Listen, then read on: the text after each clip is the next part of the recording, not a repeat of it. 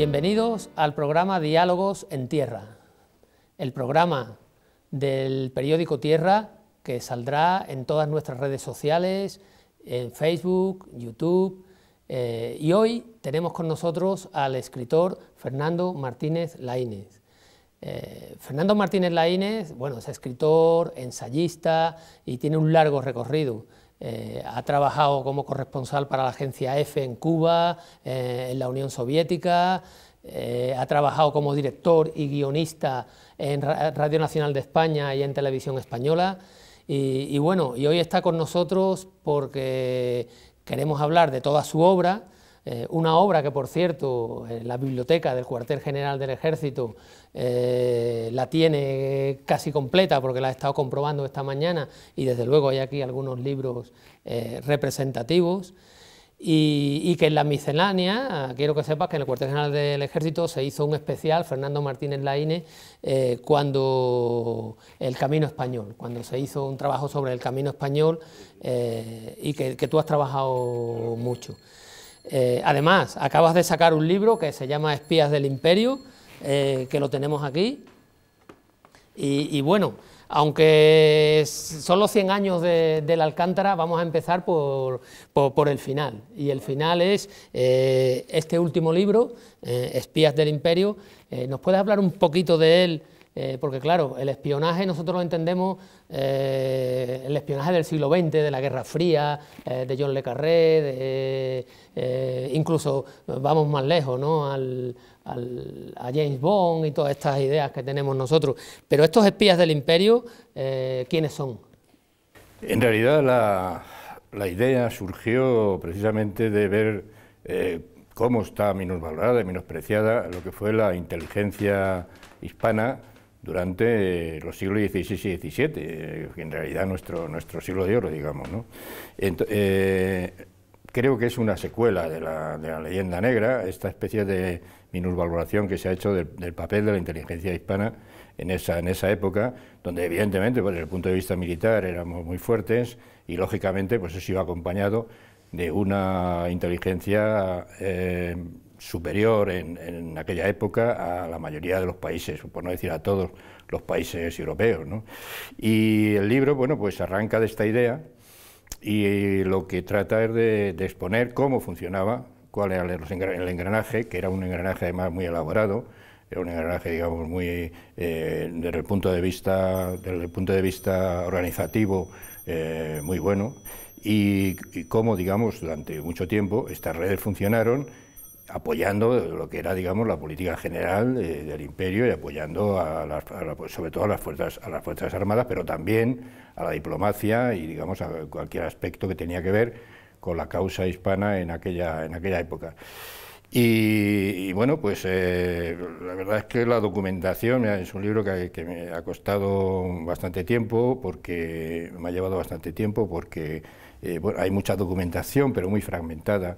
Y yo lo que pretendía es dar una visión de conjunto, una visión, digamos, coherente de lo que fue ese proceso, y además pues darla con un aspecto eminentemente, o con un lenguaje eminentemente divulgativo, ¿no?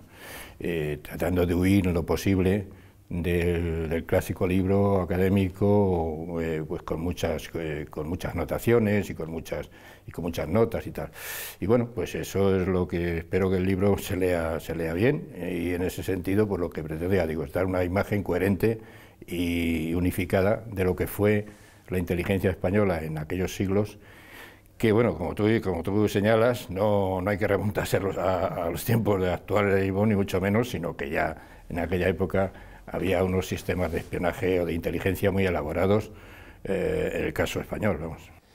La época del Imperio Español, bueno, tenemos la idea, o posiblemente la falsa idea, ¿no?, de un espionaje, pero que a ese espionaje español del Imperio, que estaba en todas las partes del mundo y bastante bien organizado, ¿le puede la leyenda negra?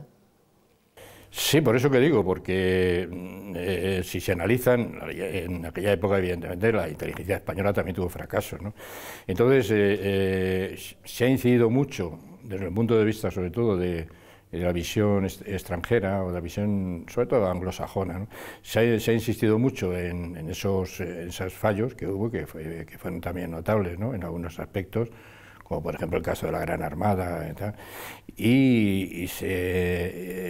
para dar una especie de imagen de menosprecio de lo que fue la inteligencia española, como si la inteligencia española no hubiera sido, digamos, bastante mediocre, bastante poco informada en el tiempo, en fin. Y esto no es así, es falso, ¿no?, es totalmente falso.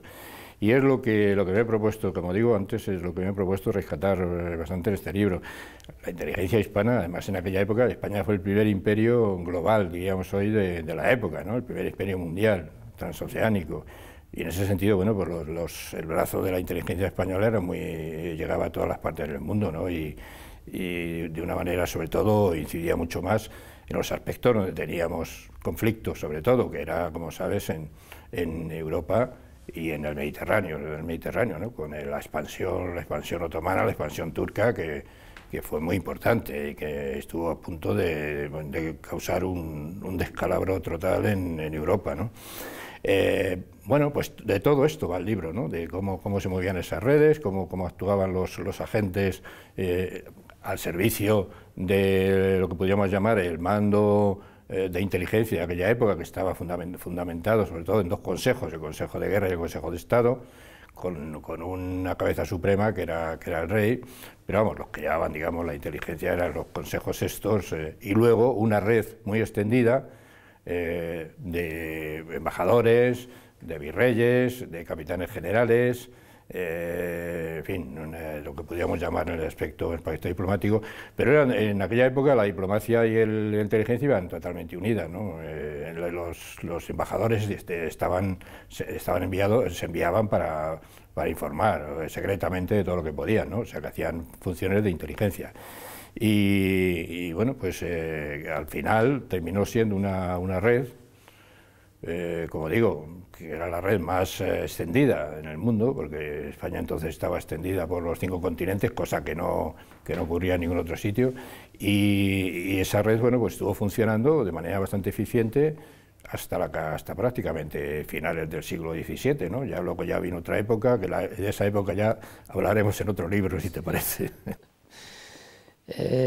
Pues la verdad es que libros como este, ¿no?, como Espías del Imperio y otros muchos libros de novela histórica, incluso de estudios históricos, pues parece que sí que se está produciendo una contraola contra esa leyenda negra, que es un trabajo que estáis haciendo vosotros para aclarar eso de una manera veraz. Sí, es un intento, claro, hay que combatir lo que se pueda, pero está mucho más extendida y sobre todo muy persistente, ¿no? Muy persistente, y ha calado mucho ya en ambientes académicos y todo, en el extranjero sobre todo, y en ese sentido pues es complicado, ¿no? Es complicado rebatirlo porque lo que podríamos llamar las redes de influencia exteriores pues siguen siendo todavía muy potentes, ¿no?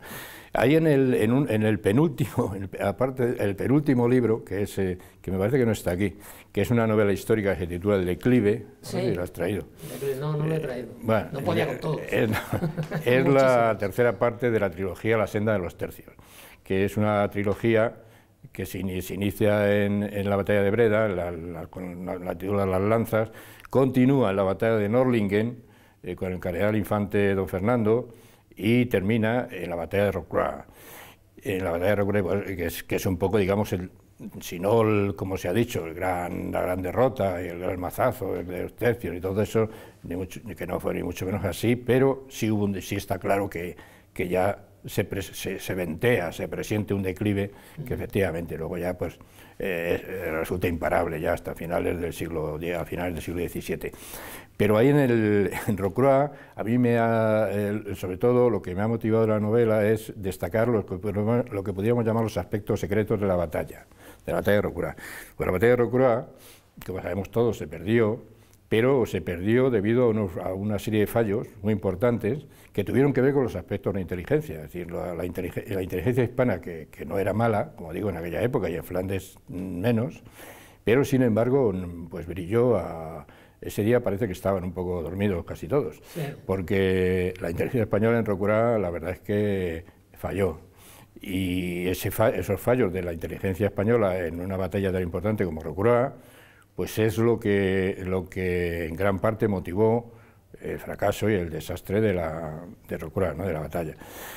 Y bueno, pues un poco en esa línea también he hilvanado la novela esta del declive, que tiene que ver, como digo, con esa batalla, ¿no? O sea, pero bueno, fue una batalla que, a mi modo de ver, en gran parte se perdió por los fallos de inteligencia que hubo, ¿no?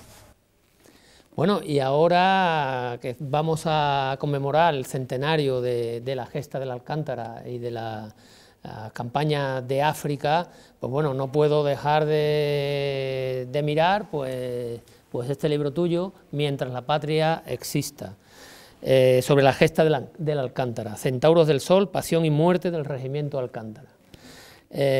Lo primero, bueno, me ha parecido un libro con una gran documentación, me ha parecido un libro que viene, te va guiando por los hechos que ocurrieron, y bueno, vamos a hablar del Regimiento de Caballería Alcántara y por supuesto, claro, ¿no?, de Anual y de todo lo que ocurrió en aquellos días, desde el 21 de julio de 1921 al 9 de agosto de 1921, donde cae Monte Arruit. Entonces, ¿qué es lo que hace al Regimiento Alcántara grande ese día? Tremendo, ¿no? Tremenda fecha, tremenda efeméride, ¿no? Lo de Anual, ¿no?, del Regimiento Alcántara. ¿Qué es lo que hace? Me preguntabas a este regimiento que especial. Lo hace... Bueno, primero era uno de los pocos regimientos de caballería así completos que había, pero además de eso, sobre todo lo que hace, bueno, el regimiento de Alcántara había participado en muchas acciones antes de Anual, lógicamente, pero en esa fecha, pues claro, le toca desempeñar pues la labor más ingrata que es una retirada caótica, una retirada desastrosa. Y entonces el regimiento de Alcántara, pues casi sorprendido, se vio un poco sorprendido, ¿no?, porque no pensaba que las cosas estaban tan mal realmente en cuanto se produce la estampida esta Anual. Y al regimiento le toca, como digo, pues la tarea más ingrata, que es en definitiva tratar de ordenar o de recomponer un poco esa retirada caótica y tratar de encauzar a las unidades que puedan por ahí perdidas, desperdigadas en toda esa extensión, ¿no?, en todo ese recorrido. Y ahí, como digo, bueno, pues el regimiento lo dio todo porque en un momento determinado pues se vio superado, lógicamente, por la propia dimensión del desastre, y tuvo que hacer frente a una serie de circunstancias que, bueno, inimaginables, ¿no? Y ahí, bueno, pues un poco también lo que pasó, remontándose a lo de Rocroi, lo que pasó en Rocroi, ¿no?, que al final pues se perdió, pero se perdió dándolo todo, ¿no?, y al final los tercios que quedaban allí en Rocroi y el regimiento de Alcántara, pues lo mismo, tuvo que darlo todo, y estuvo a la altura de su cometido, lógicamente, y ahí es donde, contando con un jefe además, como era el coronel que mandaba en ese momento, que era Fernando Primo de Rivera, que tuvo una muerte heroica, como sabéis, pero bueno, aparte del coronel, hay que decir que en las últimas cargas que se dieron en el río Igan, que es un río, por cierto, que no lleva agua, está seco, pero en las últimas cargas que se dieron, pues se dieron prácticamente al paso, porque ya no había manera de que los caballos se pudieran mover, ¿no?, la tropa agotada. Y bueno, que el hecho de que hubiera el 90% casi de las bajas en esa última embestida de la Alcántara, pues ya lo dice todo, ¿no? La pena es que, bueno, durante tantos años, hasta hace muy poco, pues no se le reconociera oficialmente, ¿no?, la laureada esta colectiva que recibió el regimiento. En el año 2012 le dieron la laureada colectiva, casi 100 años después. merecidísima, por cierto. Bueno. Cuando se toma la decisión de abandonar Anual, que es la que, bueno, ya Igueriben y Abarrán. Y Abarrán, primero cae Abarrán, luego cae Igueriben. Es imposible apoyar a, sobre todo los famosos convoyes como los del Capitán Cebollino, donde iban las aguadas del alférez Enrique Ruiz Osuna, la dificultad de entrar en Igueriben y que ya se ve que la situación, el general Silvestre la ve y toma la decisión de abandonar Anual. Claro, la pega que tiene esa retirada normal es que muchas tropas indígenas estaban defendiendo esa retirada, que luego terminan desertando y pasándose al otro lado. Y es cuando al regimiento pues le dan la orden de apoyar esa retirada. No solo en el río Igán, como bien has dicho, claro, porque con la defensa de Echeif, claro. Pues toda esa parte de ahí sí que el regimiento Alcántara pues consigue pues a lo largo de esa retirada, claro, va recogiendo posiciones y efectivamente, de hecho a Fernando Primo de Rivera le dan la laureada no por los hechos de la carga esta que estamos hablando, Igán, sí, sino por otra serie de acciones que a lo largo de esa retirada va desempeñando el regimiento, claro. La verdad es que hay hechos heroicos del regimiento y como has dicho, pues me parece que de 643, en el libro viene perfectamente especificado, pues bueno, las bajas que había, dónde había cada baja, y de hecho nosotros estamos haciendo un trabajo en el periódico Tierra que está saliendo por fascículo cada mes sobre la gesta del Alcántara, y de aquí he leído yo algunas cosas de las que he sacado y hemos intentado darle un tinte literario. Luego, con algunas anécdotas escalofriantes, como por ejemplo los 13 trompetas que eran prácticamente niños todos y que murieron, o que no se salvó ni uno, ¿no? Sí, la verdad. Y bueno, cuentan que algunos estuvo combatiendo al sable, sí, los vieron ahí hasta que cayeron. Claro, y prácticamente todos murieron, ¿no? El capitán del Castillo, que no estaba destinado en el regimiento Alcántara también, sino que estaba en Melilla. Hubo casos individuales de un heroísmo asombroso, claro, sí, sin duda ninguna. Eso que estamos hablando la visión global, obviamente pues fue un desastre, pero con casos individuales y aislados de un tremendo heroísmo, de un tremendo valor, claro, que además en aquel momento, pues imagínate lo que debió ser aquello, ¿no? Pero no, perdóname, es que me he desviado un poco. Sigue, no, está perfecto lo que dices. Pero estábamos hablando un poco de la... no, lo de Anual, después de Abarrán, digamos, y de Igueriben y tal, pues sí, la verdad es que todo causa un poco de sorpresa, visto así desde ahora no, ya con esta perspectiva, pero en aquel momento, pues claro, causa un poco de sorpresa ver cómo se derrumba todo de una manera tan radical y tan rápida, ¿no?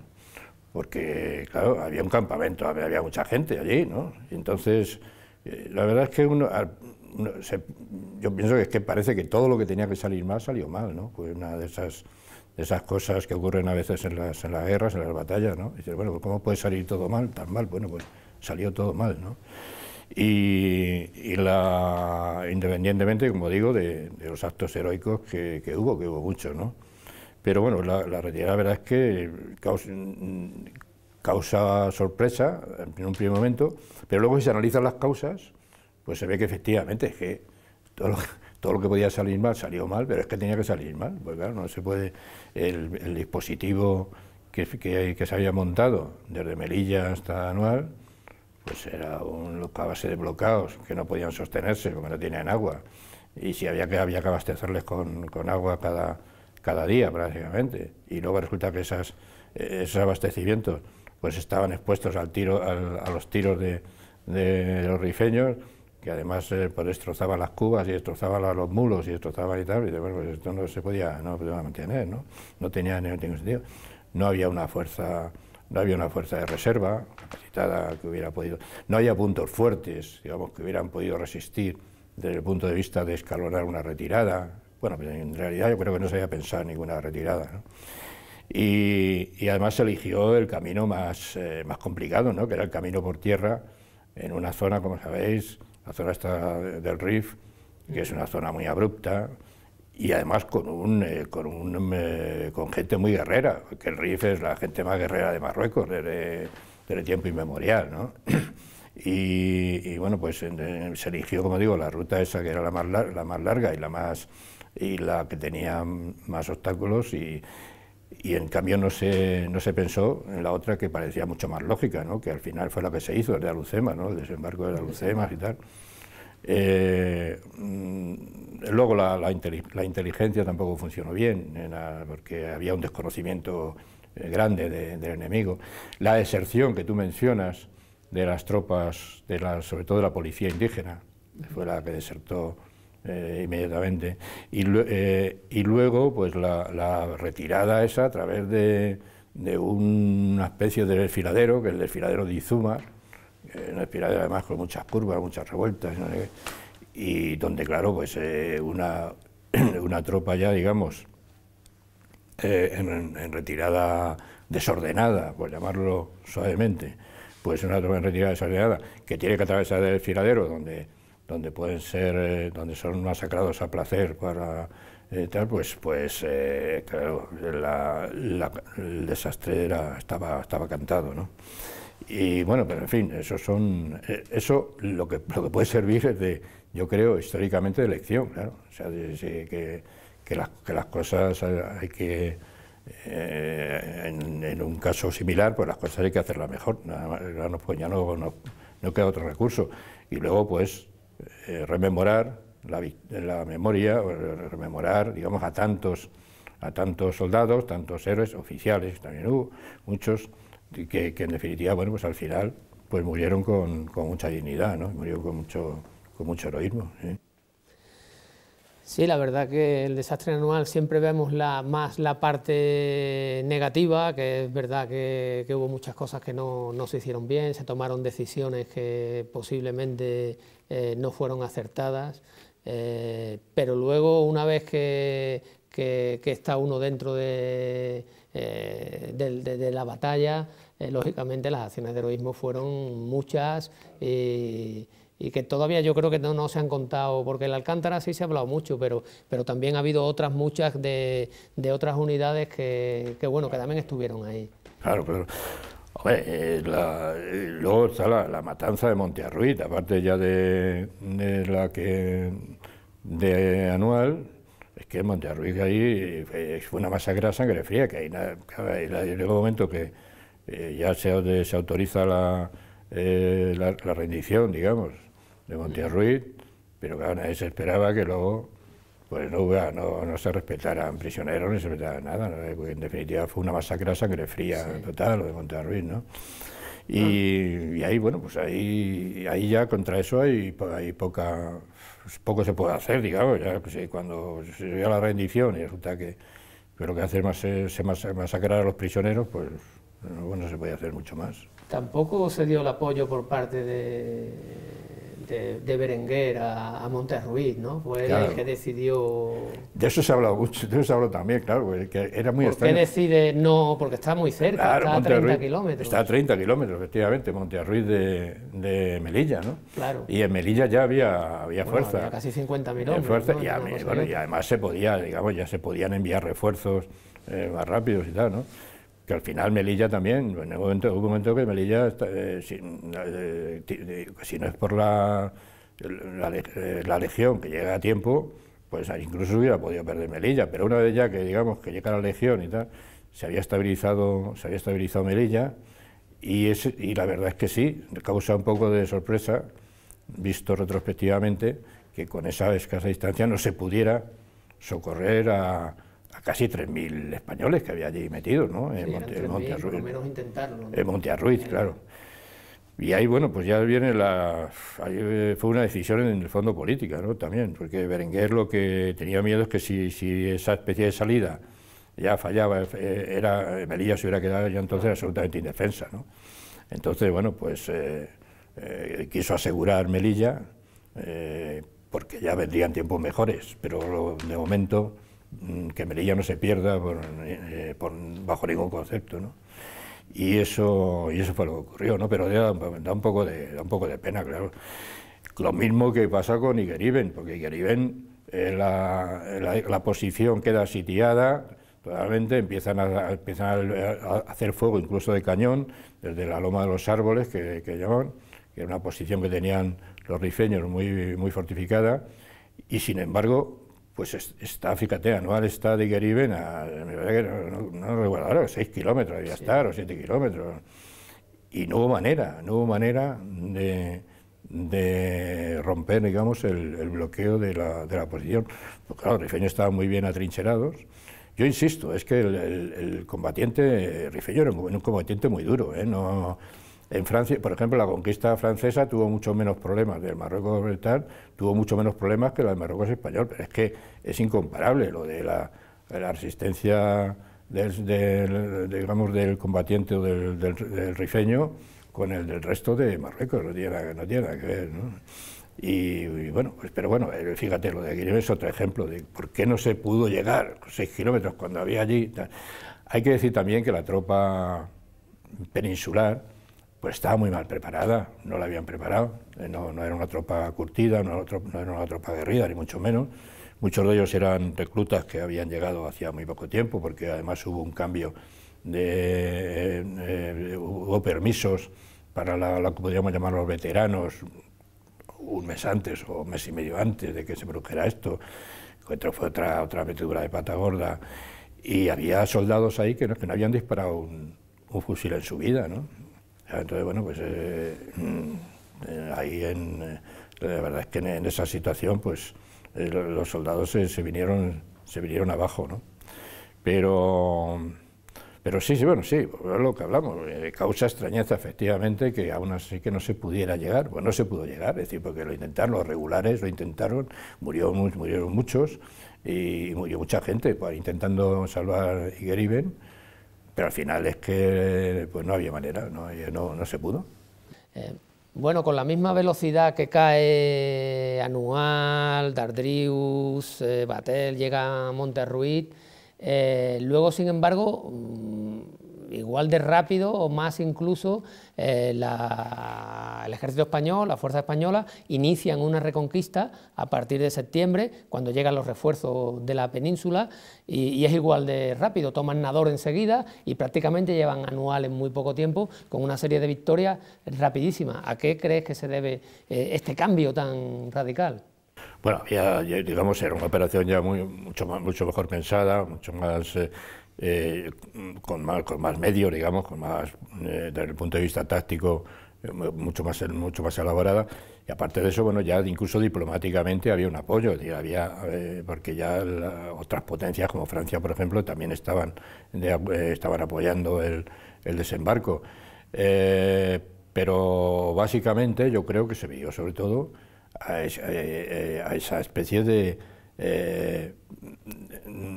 idea, que era una idea que se discutió, se había discutido antes entre Berenguer y Silvestre, lo que pasa es que Silvestre no hizo caso tampoco, que era atacar, digamos, a la cabila esta de los Beni Urragel, que eran los más belicosos, digamos, que era la cabila del Crim, pues atacarla por el sitio más vulnerable, que era obviamente el desembarco, digamos, por la retaguardia de la cabila de Beni Urragel. Y eso yo creo que, además de eso, había una decisión desde el punto de vista táctico-político ya mucho mayor, y luego, aparte de eso, pues yo creo que la tropa ya que intervino ahí estaba mucho más preparada que no a los soldados estos de reemplazo recién llegados que no sabían. Es decir, ya estaban los regulares, estaba la región, estaba tal, había ya una tropa ya mucho más mentalizada, mucho más preparada. Pues son lo que tienen las guerras también, tú lo sabes, Alberto, que en un momento determinado lo que puede ser una derrota espantosa, pues unos años después o 2 años después, pues se cambia completamente, ¿no? Fíjate lo que ocurrió, por remontarnos a lo actual, lo que ocurrió, por ejemplo, en la campaña de Rusia con Alemania, ¿no? Que parecía que iba a ser un paseo aquello tal, y en los primeros meses se hicieron millones de prisioneros, no sé qué, y a partir de ahí, pues luego las tornas cambiaron pues muy rápidamente también, ¿no? La guerra no es, ¿qué me diría yo? No está demasiado programada desde el punto de vista de que poniendo determinados factores sean inmutables, ¿no? Cambian con mucha verdad, depende mucho también del factor humano, pero dependen mucho también de las propias circunstancias y de los medios materiales. Evidentemente, en el marco de la UCEMA, el ejército tenía ya muchos más medios, había ya una especie ya de, digamos, de compromiso casi nacional, de que eso se tenía que acabar, ¿no? El dijo Primo de Rivera también, cuando llegó, uno fue el primer compromiso que adquirió, es que lo de Marruecos tenía que acabar ya. O sea, ya había un compromiso que en aquella época tampoco existía, porque como sabes, en los años anteriores a lo de Anual, pues había cambios de ministros prácticamente cada 3 meses, ¿no? Con lo cual tampoco había planes, no se pudo elaborar tampoco un plan en profundidad, digamos, o un plan a largo plazo para lo del norte de África, ¿no? O sea, para el norte de África, para el norte de Marruecos, quiero decir. Y todos esos factores al final confluyen. El factor moral es muy importante. Yo creo que, claro, la moral del ejército español, ya una vez que se decide que aquello se acaba y que hay un compromiso nacional de que la guerra de Marruecos tiene que acabar, hombre, yo creo que eso también influye mucho, ¿no? Sí, cuentan que después de la sociedad española, después del desastre Anual, cambia radicalmente, digamos, de mentalidad, apoya mucho más al ejército, apoya mucho más al Estado, incluso a su gobierno, al gobierno, ¿no? Una mentalidad totalmente diferente a unos años antes, en 1909, cuando la Semana Trágica de Barcelona, donde África y el ejército estaba visto de otra manera, y sin embargo pues se subvenciona la propia sociedad, da dinero, existe una serie de hechos que cambian a partir de Anual. Claro, hay un respaldo nacional en ese sentido que se produce y que antes pues quizá por un aspecto organizativo erróneo, pues ese compromiso no se produce, ¿no? Y entonces, claro, en ese sentido lo que podríamos llamar ese esfuerzo colectivo, pues ya se acentúa mucho más y en definitiva el respaldo, ¿no? El soldado, yo creo que en una guerra, en un tipo de guerra como ese, el soldado, la tropa se tiene que ver muy bien respaldada desde el punto de vista de la nación, del conjunto de la nación, ¿no? Porque si no, pues en definitiva se produce esa especie de dudas que yo creo que son muy negativas, ¿no? para el funcionamiento de un ejército, ¿no? Y en este caso, bueno, pues el respaldo era, como tú bien señalas, mucho más unánime, y eso yo creo que es una causa que contribuye muy poderosamente a que esa reconquista que tú llamas, pues efectivamente tenga lugar en un plazo relativamente muy breve y que, bueno, pues fuera eso, una reconquista, ¿no? Por eso digo que, por desgracia, ya los errores no se pueden enmendar una vez en el campo de batalla, pero sí hay que aprender de ellos para próximas acciones o combates, o como quieras llamarlo. Nosotros, desde luego, en el Ejército y el Departamento de Comunicación, de los que formamos parte todos, y tenemos aquí a nuestros equipos de cámara y el periódico Tierra, todos los que estamos aquí, nuestra idea es recordar siempre a nuestros héroes, en las victorias y en las derrotas. Siempre que enseñamos la escalera de Palacio, siempre decimos que somos de las pocas naciones donde en nuestra escalera están nuestras victorias, pero también están nuestras derrotas, porque, hombre, no nos podemos olvidar de los 643 caballeros del regimiento Alcántara. Nunca. No como el Arco del Triunfo de París, donde solo están las victorias. Donde solo están las victorias. Pero se les escapa Bailén, y Bailén también la consideraron una victoria, y el Arco del Triunfo. O sea. Bueno, ahí alguien se lo contó mal. Yo creo que el espía del imperio napoleónico lo contó mal.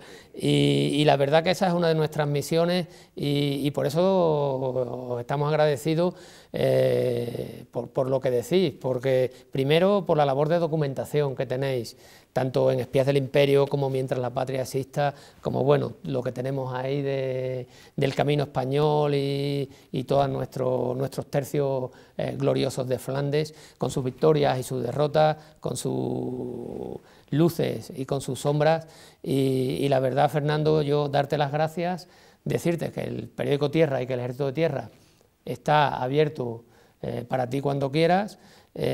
Muchas gracias por tu visita aquí al cuartel general del Ejército, y nada, deseando leer este nuevo libro que es Espías del Imperio, y deseando seguir recordando a todos nuestros héroes de Anual, no solamente el regimiento Alcántara, sino otros muchos que los hubo. También hubo muchas sombras que han salido por todos lados, y hemos hablado de que muchas veces hay leyendas que nos superan